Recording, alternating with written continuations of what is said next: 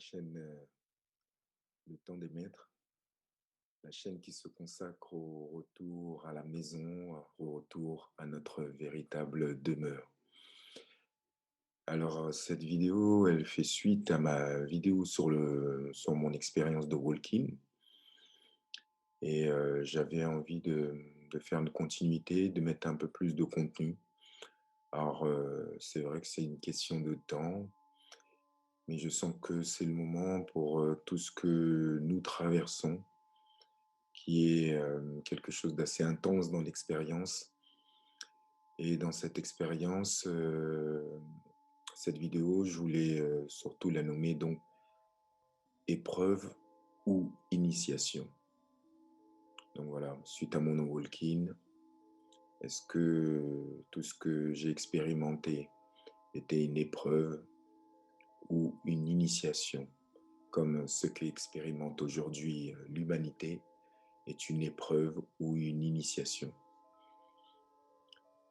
Donc un petit rappel par rapport à ce nom, entre autres le nom de ma chaîne, Le Temps des Maîtres, pour que les choses soient claires pour les gens qui suivent ces vidéos, qui vont suivre ces vidéos plus tard.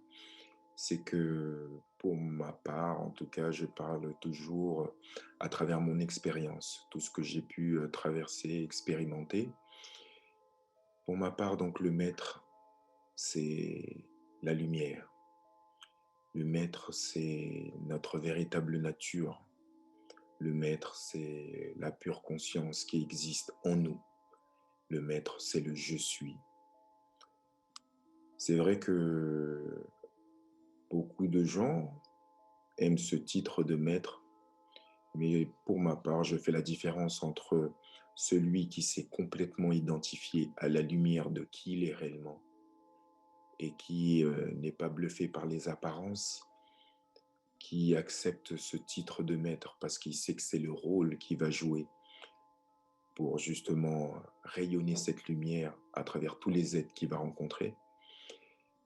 Et celui qui accepte ce titre de maître parce que ce rôle fait joli dans notre société puisqu'il faut des titres, il faut une forme de hiérarchie. Et justement, il y a cette notion d'ascendance de quelque chose que on pourrait posséder, qu'un autre n'aurait pas. Mais pour le maître, le véritable maître qui s'est identifié à sa vraie nature, ça n'a pas d'importance, car ce qu'il possède, vous le possédez aussi. Donc voilà, c'était une petite introduction en rapport avec ce nom, Le Temps des Maîtres. Et c'est pour ça que je formulerai toujours cette phrase, la chaîne qui consacre son temps à ce retour à la maison, car la maison, c'est notre maître intérieur, à ce maître intérieur, la pure conscience de qui nous sommes. Donc, suite à ma vidéo, pour ceux qui l'ont vu sur mon expérience de walk-in, alors tout ça est bien joli, il y a eu beaucoup de choses assez intenses, si vous vous rappelez un peu de l'expérience, mais je peux synthétiser rapidement. Mais une expérience qui m'a permis de rentrer dans ce corps à travers cet échange donc d'âme, de rentrer dans ce corps et d'épouser pleinement tout ce qui pouvait concerner ce corps et puis son histoire, l'histoire de l'âme qui a laissé ce corps. Ça m'a donné une expérience assez riche pour être, comme je le formulais, un catalyseur. Dans cette notion de catalyseur, c'est vraiment une lumière très intense qui rentre et qui permet d'asseoir la lumière dans la densité. Mais ce n'est qu'un début. Et à partir du moment où j'ai formulé ça à partir de mes 8 ans, à partir du moment où je suis arrivé à cet âge de 8 ans, je n'avais plus la possibilité d'aller et venir, de pouvoir capter énormément de choses qui me permettaient d'être relié encore à la source, de, comme je l'exprimais, de marcher sur terre, mais en même temps en étant conscient de qui je suis réellement. À 8 ans, un nuage sombre est descendu, ce que j'appelle un nuage sombre, mais c'est tout simplement le voile de l'oubli qui se pose sur moi et j'avais besoin de vivre cette expérience pour comprendre de ce que vivait chaque être humain qui pouvait venir sur ce plan et vivre l'expérience de l'incarnation. Donc ça, c'est quelque chose de très important parce on a l'impression que le walking peut être détaché de certaines expériences, mais non. Il a une légère ouverture ou un léger souvenir, après que le voile de l'oubli s'est déposé, qui lui permet de faire une recherche intense. Dans cette recherche intense, quand le voile de l'oubli s'est posé, c'est la recherche tout simplement à nouveau de qui il est réellement. Il y a cette connexion directe dans un premier temps, qui lui permet de savoir sans aucun doute de qui il est, même s'il est dans l'incarnation. Mais quand le voile de l'oubli se pose, comme chaque être humain, il y a cette recherche, mais avec une légère ouverture qui lui permet de faire une recherche intense et de ne pas croire, parce que les choses sont intuitives, sont reçues directement par la vibration, ce qu'on lui donne pour argent comptant. Et donc, c'était pour ça qu'à partir de ces 8 ans, je remettais tout en question.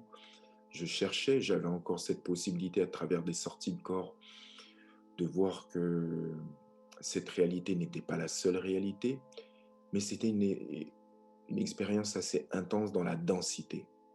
Donc, je vais poser le décor. Famille nombreuse, donc d'origine africaine, famille nombreuse, 7 enfants d'ailleurs, parce que j'ai perdu quelque temps après mon arrivée dans ce corps, ma sœur, 6 mois après mon arrivée, ma petite sœur. Donc ça aussi, ça a posé, mais peut-être que j'en parlerai à un autre moment. C'était une relation, elle est venue m'accompagner pour descendre dans l'incarnation. Elle n'était pas prévue de rester. Donc elle est partie assez rapidement. Ça a été une expérience assez douloureuse pour ma mère et qui a fait que je suis devenu le dernier. Et après la perte d'un enfant, comme vous pouvez bien l'imaginer, pour une mère, ça a été de donner tout cet amour à cet enfant qui en avait grandement besoin. Donc pour moi, félicité. Donc ma petite sœur, auquel je fais un clin d'œil aujourd'hui, qui venait d'un plan très élevé et qui est d'un plan très élevé, est venue m'accompagner pour cette descente en incarnation. Donc je suis donc le 6e enfant, une famille avec une lourde forcément problématique, un karma assez lourd. Tout ça donc dans un quartier, dans une cité, beaucoup de violence. Donc voilà, il a fallu que je trouve ma place dans cette densité. Euh, je reconnaissais tout simplement pas ma famille, puisque j'avais cette mémoire de ma famille des étoiles, en tout cas ma famille que je venais de quitter. Donc je savais que c'était pas ma famille, donc quelque chose d'assez douloureux. Donc j'avais besoin de l'appui et du soutien de ma mère avec tout son amour pour pouvoir m'inscrire dans l'incarnation, car ça a été pour moi une déchirure terrible quand ce voile de l'oubli s'est posé. Donc ça a été pour moi donc une épreuve. Je l'ai vécu comme ça en tout cas, une épreuve assez intense sur laquelle je pleurais énormément, tout seul dans ma chambre, dans mon coin, puisque je dormais avec mes 2 autres frères, donc on était 3 dans une chambre. Et quand je me retrouvais seul, je pleurais, je demandais: «Mais venez me chercher, donnez-moi la possibilité de repartir». Je pleurais, je ne comprenais pas pourquoi. J'avais plus cette possibilité, j'avais l'impression d'être enfermé comme dans une prison, dans ce corps, et donc ça a été très, très douloureux. Donc on pourrait croire que c'est une chance de venir comme Wilkin, je ne dis pas le contraire, c'est une possibilité d'expérience assez riche, mais en même temps, à travers ce souvenir, ce léger souvenir et cette connaissance directe de quelque chose qui est inscrit vibratoirement en nous, il y a vraiment cette déchirure de la nostalgie de l'ailleurs, nostalgie de notre vraie maison, de notre vraie nature. Et là, marcher dans l'incarnation comme ça a été une véritable épreuve. Voir la violence tous les jours, se frayer un chemin dans ce monde où la loi du plus fort règne, c'est quelque chose qui est, pour moi, vraiment, ça a été une épreuve. Je ne me reconnaissais pas du tout là-dedans, donc j'essayais d'observer, d'apprendre la violence quotidienne, et donc aussi, l'école qui a été, une incompréhension complète. Je ne savais pas ce qu'on faisait là, ce qu'on apprenait, le temps qu'on passait. Donc beaucoup de choses sur lesquelles, je me retrouvais pas du tout et qui a été une très, très grande souffrance. Donc ma mère, qui était très croyante, qui n'est plus, sur ce plan au moment où je parle, m'amenait donc, m'a poussé à aller à l'église.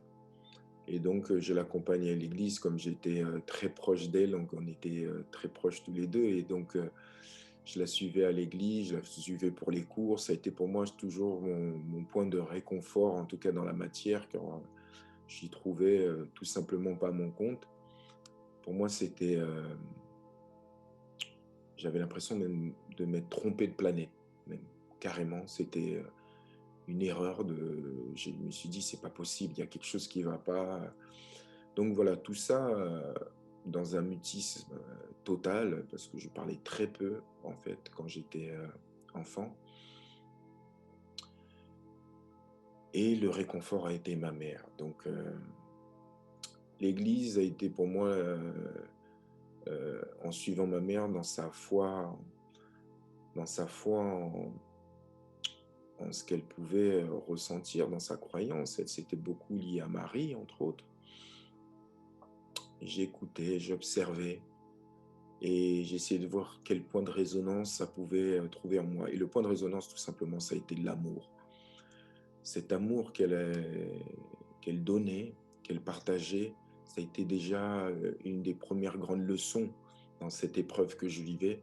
C'est de voir cet amour, comment elle était dévouée à sa famille, dévouée à son mari, dévouée à ses enfants, malgré la grande difficulté qu'elle vivait. Et pour moi, ça a été vraiment quelque chose de très instructif dans comment pouvoir partager cet amour en incarnation. Donc j'observais. J'observais dans ce silence, dans cette souffrance que je gardais pour moi, et j'essayais de me frayer un chemin dans ce que j'appelais cette jungle, pour moi, ce monde, cette jungle. Et, et dès que j'avais la possibilité, donc à travers ces sorties de corps, de pouvoir sortir sans en avoir pleinement conscience cette fois, parce que le voile de l'oubli est descendu très fortement, comme quelque chose en faire qu'on ferme à double tour pour que je puisse pas éventuellement partir et me réfugier là-haut, en fait. Non, j'avais besoin de poser des racines assez fortes, donc l'expérience a été donc très dense. Donc cette fois, de voir ma mère à travers cette foi, une grande leçon, et qui m'a permis de surmonter mes épreuves à travers, de voir comment elle surmontait les siennes, en fait. Ça, c'est vraiment, le décor pour avancer, à travers toutes les expériences, que j'ai pu vivre. Heu, Perte, forcément d'êtres chers, comme je l'ai dit, des continuellement, confrontés à la violence, heu, des choses qui finalement, sur lesquelles, on ne sait pas ce que ça vient faire là, mais on doit complètement accueillir, c'est comme ça que je le traduis aujourd'hui, mais l'accueillir pour pouvoir, à un moment donné, supporter, la souffrance que l'on vit, de se souvenir, et en même temps la souffrance d'être là, alors qu'on a l'impression, c'est le sentiment que j'avais, que je ne l'avais pas choisi. Donc quelle est cette épreuve? Une souffrance qu'il faut gérer au quotidien et qui m'a amené plus tard à comprendre que cette souffrance avait une grande valeur initiatique. C'est pour ça que j'ai choisi d'appeler cette vidéo épreuve ou initiation. Mais toutes ces épreuves avaient vraiment valeur à créer ce moment pour moi d'abandon. Vraiment, c'était le moment d'abandon. Abandon à la vie, c'est-à-dire faire confiance à la vie. Abandon à tout ce qui pourrait être susceptible de vouloir contrôler les situations, les événements. Abandon aussi à la croyance que tout ça n'a pas de sens, en fait. Parce que c'est vraiment quelque chose que j'ai inscrit. Je me disais, mais c'est pas possible, ça n'a pas de sens. C'est un monde de fous. Qu'est-ce que je fais là? Donc, dans ma solitude, vraiment, c'était cette notion de pouvoir, à un moment donné, trouver un sens. Et donc, dans l'abandon, j'y ai trouvé un sens à partir du moment où j'ai reconnecté ma vraie nature. Ça, c'est venu au moment où j'ai reconnecté mon incarnation de Walking. Quand j'ai compris que j'étais un Walking, ça a été un moment très très fort, très intense, qui m'a reconnecté très fort. Mais quand je vous dis ça, il s'est passé un laps de temps où j'ai vécu beaucoup d'expériences dans la matière très dense qu'il a fallu transformer, transmuter, en tout cas le regarder avec un, un regard autre et plus haut et rentrer dans cette dimension de pardon. Alors le pardon est très important aussi pour moi dans mon processus d'incarnation. Je pense que j'en ferai aussi une vidéo. Et donc, je ne pourrais pas dire à quel âge, à un moment, parce que c'est difficile à situer, mais j'avais à peu près, c'est passé dans les années 2000 à peu près, où je me rappelle que je suis venu en tant que walking. Voilà. Donc, il se passe à peu près, on va dire, entre mes 8 ans, à peu près une vingtaine d'années, plus de 20 ans même, dans cet oubli, il y avait toutes les expériences que ça comporte, que tous les êtres humains, et même vous qui m'écoutez, vivez avec des choses assez fortes pour que je puisse, à travers cette notion initiatique, épouser la fréquence. Dans mon expérience de walking, c'est mon processus d'âme, hein. Pour ma part, je pense que d'autres peut-être diront autre chose. Je suis venu pour épouser différentes fréquences, en fait. Et quand je dis épouser différentes fréquences, et je n'échappe à rien. Toutes les expériences douloureuses dans la matière, je vous ai dit l'expérience dense, la violence, donc le mensonge, euh, la méchanceté gratuite, l'humiliation, toutes ces expériences en fait qui représentent des choses très fortes dans l'expérience, dans l'incarnation. J'ai pu donc le vivre en épousant ces fréquences. Cette épousaille de fréquences prend tout son sens quand on reconnecte à sa vraie nature. Et ça, tout ça, c'est arrivé aussi dans les années, c'est arrivé dans les années 2000, mais début 2000, où ma mère, je l'ai perdue, en tout cas quitté ce plan, perdu, c'est pas le terme, mais quitté ce plan en 96. Et ça a été le déclencheur de la matière parce que ça a été une douleur tellement atroce pour ma part, puisque vous comprenez bien qu'elle était un point d'ancrage dans mon incarnation, que à partir de ce moment-là, mon processus, mon processus, la lumière savait que j'allais faire sauter tous les verrous. C'était le moment que j'avais choisi pour faire sauter tous les verrous. Donc j'ai dit, ok, il y a eu toute cette souffrance, il y a eu toute cette difficulté de sortir d'un quartier, d'une cité, avec tout ce que ça comporte. Aujourd'hui, ma mère n'est plus là. Je me dis, ok, maintenant, je veux comprendre, je veux savoir qu'est-ce que je suis venu faire dans cette jungle, dans ce zoo. Pour moi, c'était quelque chose d'atroce. C'était pas supportable, en fait. Donc, je suis prêt à ouvrir toutes les portes.